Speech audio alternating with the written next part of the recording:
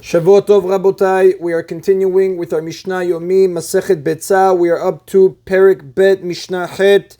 Today's Mishnayot should be Leilun Nishmat Neria ben Svetlana Ranbayev Neriyahu ben Burchai Israelov Menuchatam Began Eden Amen and Avdi ben Chaim Chaim for the Refuah Shelema of Bacha Bat Esther and Daniel Shalom ben Rosa Betoch Shachole Israel.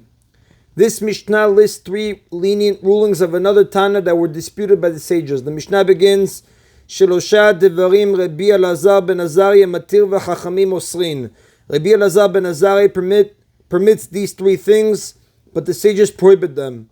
Parato Yotza Biltzua Sheben Karnea. His cow would go out on Shabbat into a public domain with a decorative ribbon between its horns, because in his view, a decorative ribbon is an item of clothing for a cow, and so wearing it is not considered carrying. In general, a Jew may not let his animal do any of the 39 melachot on Shabbat. One of these melachot is hotza'ah, transferring, which is carrying an item from a private domain to a public domain, or vice versa. Included in this melacha is wearing an item that is not considered clothing. Nevertheless, Rabbi Elazar allowed a cow to be let out into a public domain wearing a decorative ribbon, because he regards such a ribbon as an item of clothing for a cow. And the Rav explains, although the Mishnah calls it his cow, it did not belong to Rabbi Elazar, rather it belonged to his neighbor, and since he did not stop his neighbor from letting it out on Shabbat this way, the cow was considered as though it were his own. The Mishnah continues, Kardin et bema b'yom tov, and he rules that we may scratch and scrape the body of an animal with a fine-toothed metal comb on Yom Tov, even though the sharp teeth of the comb might prick the animal and make it bleed, which is prohibited under melacha of slaughtering. It is permitted because this result is not intended. This is a case of a davar she'eino mitkaven, something that is unintended, which is the term for an action that might result in a melacha taking place, but the person performing it did not intend for that result to happen. In our Mishnah's example, the person scratching and scraping the animal might make it bleed, which is a melacha, but he did not intend for this to happen. Rabbi Yehuda and Rabbi Shimon disagree whether such an action is permitted or forbidden, as the Gemara explains at page 23b. Rabbi Elazar ben Azariah sides with Rabbi Shimon, who deems it permitted.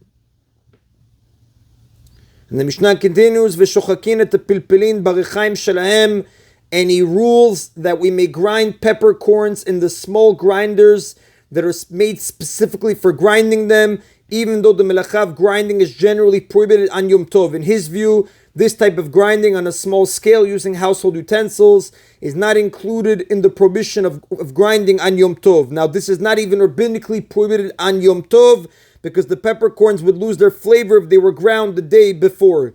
The sages, however, disagree with Rabbi Elazar ben Azariah. In their view, a cow may not be allowed to go into a public domain with a decorative ribbon between its horns, because they do not consider it an item of clothing. They prohibit scratching and scraping an animal with a fine-toothed metal comb, because that might make the animal bleed. The sages hold that one is forbidden to perform any action that might result in a melacha, even if one did not intend for the melacha to take place. And they prohibit grinding peppercorns in a regular pepper grinder, because doing so seems like a weekday activity, as Tosfot explains on page 14a. Now, the sages prohibit only the use of a pepper grinder. They allow one to grind peppercorns with a mortar and a pestle, as is the law with other spices. And Shulchan Aruch speaks about this in chapter 504 in Orach Chaim, Halacha 1. And the Rav tells us, "Ve'en elachak Rabbi Elazar ben Azariah b'shosha dvarim halalu, ela b'merakdin et habema bilvad." The halacha does not follow Rabbi Elazar ben Azariah in these three matters, except for the case of scratching and scraping the body of an animal with a fine-toothed metal comb on Yom Tov.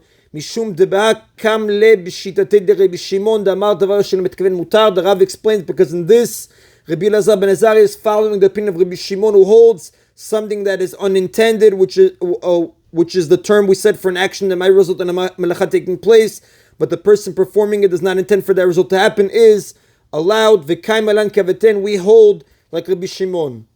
V'chachamim depligi alei, again the chachamim that argue with Rabbi Elazar ben Azariah, they hold like Rabbi Yehuda, who says davar she'eino mitkaven asur ve'ena halacha, and that's not the halacha. The Mishnah now elaborates upon the case of scratching and scraping an animal on Yom Tov. Rabbi Yehuda says, "En mekardin et habehema b'yom tov mipnei she'oseh habura."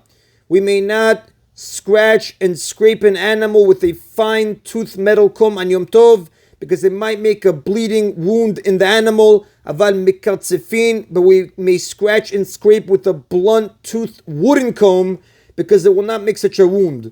V'chachamim omrim, however, the sages say, en mikardin af lo bikartzefin. We may not scratch and scrape with a metal comb or with a wooden comb, because if a wooden comb would be allowed, people might think that all combs are allowed, even a metal one. Now, the Rav explains, Rabbi Yehuda and the sages agree that an action that might unintentionally result in medacha is forbidden. Therefore, both prohibit scratching and scraping with a metal comb, since bleeding might result. The sages extend this prohibition to include a wooden comb in order to make sure that people will also refrain from using a metal one.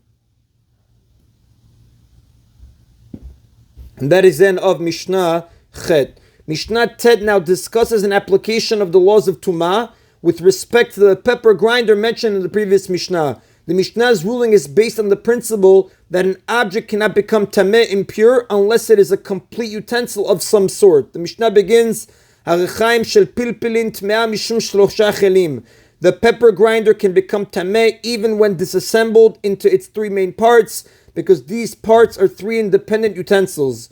Mishum kli kibul, the bottom part which holds the ground pepper, can become tameh because it is a container. The bottom part of the grinder is made of wood.